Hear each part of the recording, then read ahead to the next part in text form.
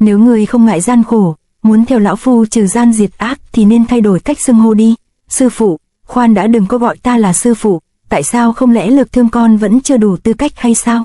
Không phải, vì ta không thể tự cho mình là thầy nên con hãy gọi ta là Thế Thúc như hai vị sư huynh của con là được rồi. Đệ tử bái kiến Thế Thúc. Thời khắc này thôi Lược Thương đã trở thành học trò của Gia Cát tiên sinh, sau đó khắp chốn giang hồ đều biết đến toái pháp của anh ta nên cái tên gọi Truy Mệnh là bắt đầu từ đó. Trở lại với đám người Ân Thừa Phong lúc này vừa về đến Nam Trại, bọn họ không ai còn có thể tin vào mắt mình vì lúc này Nam Trại đã treo đầy cờ súy của Đường môn. Ôi, nhà của tôi tại sao lại thành ra thế này? Ân Thừa Phong vẻ mặt kinh hãi, mồ hôi lạnh chảy dài trên gương mặt của anh ta. Tuyệt đối không thể nào đâu, chắc chắn là ta đây đang nằm mơ rồi. Hốt hoảng và phẫn nộ, Ân Thừa Phong liền phóng người xuống vách núi chạy nhanh về phía cổng trại. Phong huynh, hãy bình tĩnh, chúng ta không được vội vàng. Chu Bá Vũ la lớn can ngăn Ân Thừa Phong, nhưng giờ đây thì ai có thể can ngăn anh ta nổi nữa chứ? Là ai đang tới? Lập tức dừng lại khai báo danh tính, nếu không sẽ chết không toàn thây. Đám lính canh phòng lúc này đã phát hiện ra có người muốn xâm nhập lãnh địa liền lên tiếng quát tháo dọa nạt. Ta là ai ư? Ta chính là chủ nhân của nơi này, hãy mở to mắt ra mà xem, ta là Nam Trại chủ Ân Thừa Phong.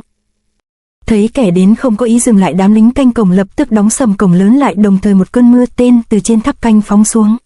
Ân Thừa Phong lập tức dùng giải lụa thi triển thập trượng hoàng lăng tạo thành một cái khiên cản hết các mũi tên đang phóng tới. Lũ bại hoại Đường môn, các ngươi to gan lắm, dám đến tận đây cướp trại của ta, các ngươi mau cút khỏi nơi đây, nếu không Ân Thừa Phong ta sẽ cho các ngươi chết không toàn thây. Vừa la hét, Ân Thừa Phong vừa triển thân lao lên, kẻ nào to gan xông vào lãnh địa của bọn ta thì chỉ có con đường chết. Lời nói phát ra là của một người cầm thanh đại đao đang nhảy xuống nhắm vào Ân Thừa Phong mà bổ. Để ta đây xem nhà ngươi có bản lĩnh gì mà đến đây la lối đòi tiêu diệt Đường môn. Kẻ tới chém xả khiến Ân Thừa Phong vội vàng vung hoàng lăng lên đỡ, tiếng binh khí chạm nhau phát ra tiếng nổ chói tai. Đường đao của hắn thật kinh khiếp, đây là một cao thủ nhất đẳng. Chấn lực của đao này quá mạnh khiến Ân Thừa Phong thất thế rơi xuống trở lại, thân đang còn bất do kỳ trên không thì từ phía sau lưng của Ân Thừa Phong lại có một luồng mãnh lực từ mũi trường thương áp tới. Ân Thừa Phong trong lúc chỉ mảnh treo trông may mà kịp phản ứng xoay người né được, nhưng kỹ năng dùng thương của người tới ngụy dị vô cùng, nó lập tức đổi hướng uốn cong xuống tiếp tục truy kích Thừa Phong. Hê, không ngờ lại được gặp Ân trại chủ ở đây, bản lĩnh của ngươi khá lắm, nhưng đáng tiếc hôm nay sẽ là ngày giỗ của ngươi. Ân huynh, cẩn thận. Ngay lúc chỉ mảnh treo chung này, Chu Bá Vũ đã kịp thời dùng băng phong kiếm giải nguy cho Ân Thừa Phong. Can thiệp vào chuyện của người khác là ngươi đã tự chuốc lấy rắc rối rồi. Lời nói xuất ra thì cùng lúc cước kình cũng đã áp tới ngay sau của Chu Bá Vũ. Thoái cước của tên này nhanh không kém gì Truy Mệnh, hắn ta là một cao thủ thoái cước, dù bất ngờ nhưng Chu Bá Vũ vẫn kịp đưa tay lên cản được cú song phi của đối thủ. Thấy chuyện ồn ào không ổn, lúc này Lãnh Huyết cũng đã bỏ xe ngựa lại cầm ám hồn lăm lăm trong tay chạy tới. Đây là chuyện vô cùng bất thường, chúng ta phải bình tĩnh, không nên hành động lỗ mãng. Lãnh Huyết nói phải bình tĩnh là đúng, còn hành động thì chắc chắn phải làm rồi, vì ngay lúc này 4 bóng người khác cũng đã đồng loạt lao xuống vây lấy 3 người bọn họ. Kẻ cầm băng kiếm kia chắc là Chu Bá Vũ, còn tên tóc xanh mặt nhìn đáng ghét kia hẳn là Lãnh Huyết rồi. Ha ha, không cần phải giăng bẫy mà đã gom được mấy con cá lớn này, ông trời quả là đã giúp chúng ta, hôm nay Đường môn thất vệ có thể lập được công lớn cho Đường môn rồi. Đám người này tất cả đều là nhất đẳng cao thủ, nhìn vào vũ khí và phong thái võ công của bọn họ không hề tầm thường. Lãnh Huyết đấm đá nhiều với thủ hạ của Đường môn nên nhìn qua đã biết những người này không dễ đối phó.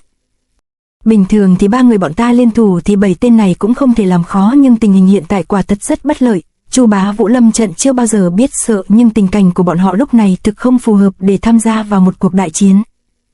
Mất thật rồi, xem ra Nam trại của ta đã thực sự bị bọn người này xóa sổ rồi. Chuyện quái quỷ gì đã diễn ra trong hơn 2 tháng qua vậy? Ân Thừa Phong lúc này đã bình tĩnh trở lại và dần chấp nhận sự thật trước mắt. Tình hình lúc này đột nhiên chuyển biến xấu đến mức khó lường. Cuộc chiến trước mắt là không thể tránh khỏi, nhưng Thiết Thủ và Truy Mệnh vẫn không dám rời đi tương cứu 3 người kia. Họ phải trấn thủ cỗ xe ngựa này vì trong xe còn có 2 quả tạ là Vô Tình và Diễm Nhi còn đang bất tỉnh.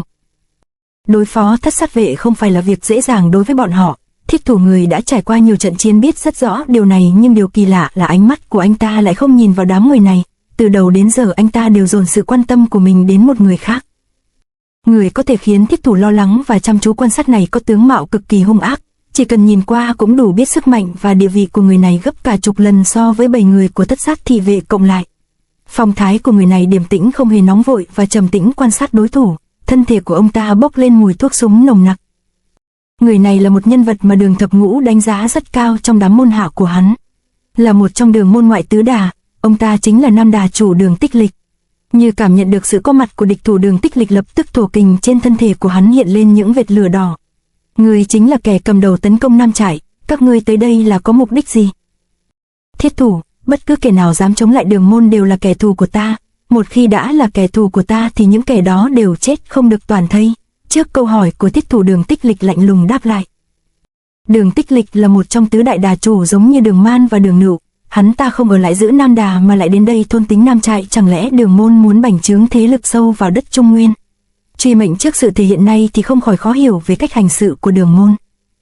Lúc này trên gương mặt của thiết thủ bỗng trao lại cùng những cảm xúc khó tả hiện lên. Chẳng lẽ đây mới là mục đích thật sự của Đường Thập Ngũ? Hắn đã dùng cái bẫy là tổng đà của Đường môn để tiêu diệt quần hùng, rồi từ đó tấn công tổng lực vào Trung Nguyên.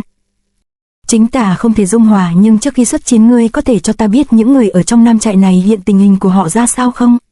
Ta không biết, vì môn chủ của ta cũng không nói cho ta biết điều đó. Ý của ngươi là trước khi ngươi đến đây những người trong trại đã biết có sự nguy hiểm và đều bỏ đi từ sớm. Đừng đoán giả hóa non như vậy, cái trại này đã được dọn dẹp sạch sẽ từ trước khi ta đến, nó đều là từ kế hoạch của môn chủ của ta Đường Thập Ngũ. Nhưng có một điều ta có thể nói cho ngươi biết, sau khi con người ta chết đi thì thường sẽ đến gặp Diêm Vương để điểm danh, nhưng còn những người bị nổ tung tan xác thì có trời mới biết họ sẽ đi về đâu sau khi chết. Đường Tích Lịch úp mở một hồi thì ẩn ý trong câu nói rằng y đã làm cỏ cả Nam Trại này khi đám người Trung Nguyên còn bận đánh nhau ở Ba Thục. Nghe những lời này Ân Thừa Phong như chết chân tại chỗ. Cái gì cơ? Đệ tử của tôi, anh em của tôi, bạn bè bằng hữu của tôi tất cả đều đã chết hết rồi ư? Bọn người không bằng cầm thú kia hãy trả lại mạng sống cho những người ở trong Nam Trại. Lửa nộ bùng phát. Ân Thừa Phong như con thú không suy nghĩ nhiều lao người về phía Đường Tích Lịch. Trong trận chiến phạt đường, hàng chục người của Ân Thừa Phong đã bị chết thảm trong vụ nổ mà Đường Thập Ngũ giăng bẫy.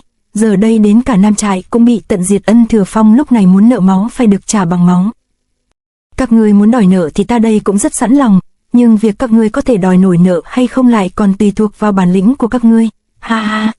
Vừa thấy Ân Thừa Phong động thân thì thương và đao trong tay của hai thất sát thị vệ cũng đã xuất thủ lao vào anh ta. Bên này 5 người còn lại cũng lập tức phát động tấn công Lãnh Huyết và Chu Bá Vũ.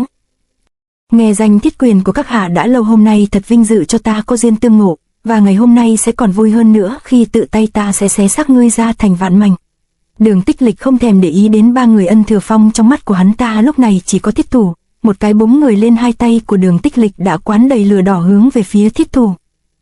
Đến ngay cả vụ nổ hủy diệt Đường môn còn không thể giết chết được bọn ta thì huống gì chỉ là mưa pháo tép của nhà ngươi hả? Đường Tích Lịch. Thiết thủ thấy Đường Tích Lịch vênh váo nãy giờ nên cay mũi, cũng triển thân lao tới ứng chiến luôn.